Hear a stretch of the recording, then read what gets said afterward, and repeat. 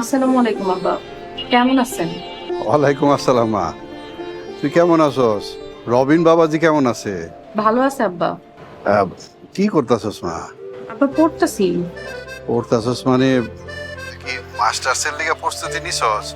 রবিন বাবাজি অনুমতি দিছে? আব্বা আমি বিসিএস দিমু। আল্লাহ যদি তাকদিরে রাখে সরকারি চাকরি করব, দেশের সেবা করব। কিন্তু জামাই বাবাজির আপত্তি নাই তো? আব্বা ওনার অনুমতি আছে কি নাই জিজ্ঞেস করি নাই। শাহজাদি, আগে জামাইয়ের অনুমতি নে। জামাই যদি অনুমতি না দেয় তাইলে চাকরি বাকরির দরকার নেই। আব্বা আমার প্রস্তুতি ভালো, একবার চেষ্টা করে দেখি। তোরে কি কইলাম, কথা বুঝস নাই? বুঝছি আব্বা, আমি আইজি ওনার অনুমতি নিব।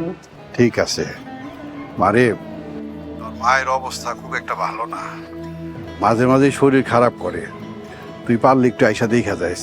আব্বা ওনার তো সময় নাই, যদি সম্ভব হয় ওনার অনুমতি নিয়ে একদিন বাড়িতে আমনি। ঠিক আছে, আমি তাহলে এখন রাখি, দিনকাল অনেক ব্যস্ত যাইতাছে। এইবারে 1000 মুরগি উঠাইছি, দোয়া করিস আমগুলিকা। দোয়া করি আব্বা, আল্লাহ যেন বরকত দেন। আব্বা আপনি আর আম্মা আমার জন্য দোয়া করেন।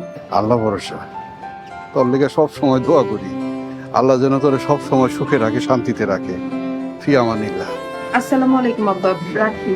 ওয়ালাইকুম আসসালাম।